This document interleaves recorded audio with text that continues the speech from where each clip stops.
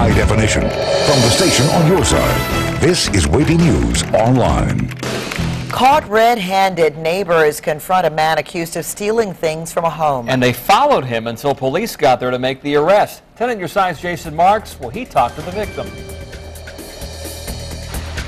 To say Beverly Avenue in Norfolk is neighborly, we know our neighbors well, might be a bit of an understatement. We kind of keep our eyes open, watching out for each other. That was the case at David Ewan's home Thursday night. I was in doing some dishes in my kitchen. I was literally about 10 feet away from the garage just doing dishes, and I heard a neighbor pounded on my door. The neighbor asked Ewan's if he was missing any tools. He went to his garage to check things out. I walked in through the door. I did notice that there was something missing. The door to the garage is now covered over. The area is under construction, soon to be a floral business for Ewan's wife. The door doesn't even have locks yet. I've been working at night here and there, going in and out, and so definitely I could have walked out there while he was in the process of stealing things. I immediately called 911 and hopped in my van. David says he then took off down his street after the suspect. He rounded the corner onto Granby Street. And to his surprise, he saw the suspect pushing his cart and his stolen property. My neighbor as well was trailing him on foot.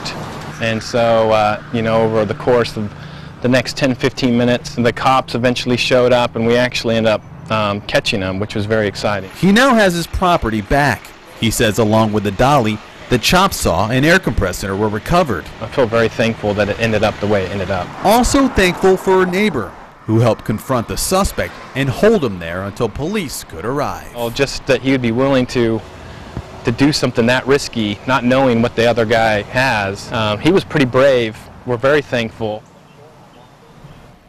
It's Jason Marks reporting. Now, we spoke with Norfolk Police today. They still aren't releasing the name of the suspect who was arrested Thursday night. Well, 2 juveniles drove a car into the water, tried to run, and were arrested. That's according to beach police.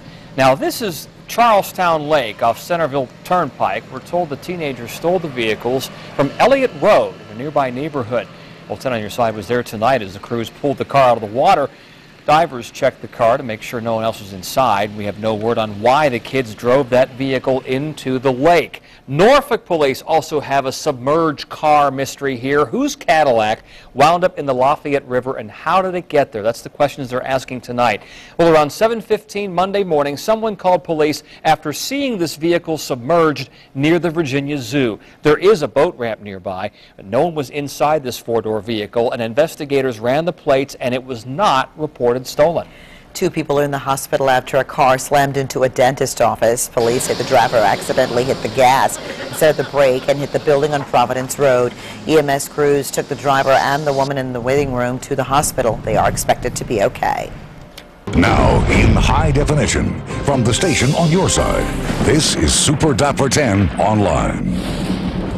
Some of us got heavy rain and lightning. Some of us did not get quite as much, but we want to show you what was going on a tower cam time-lapse sequence. I'm just going to let this run a little bit. It was a humid, warm afternoon, and it just felt like thunderstorms could erupt at any point. And we did finally start to see them during the late afternoon, more toward the dinner hour. And I want to show you this picture right here. You can see that little overhang right there. Well, that's what's known as a wall cloud, and we watched that very, very carefully. It was about over the Choctaw area at that point. Move it out over the Monitor-Merrimack Bridge Tunnel area. There's some heavy, heavy rain right on into here that was moving east-northeastward. There's where things are. About half an hour after that, you can still see some of these bands of heavy rain right through here. That's not a tornado or anything. It's just rain moving on through. Of course, whoosh, a good shot of rain moved on through. And some areas got over an inch of rain. Some areas just got a couple of hundredths of an inch of rainfall into the area. And again, we're pretty well done with the heavy thunderstorms for the nighttime hours. Numerous reports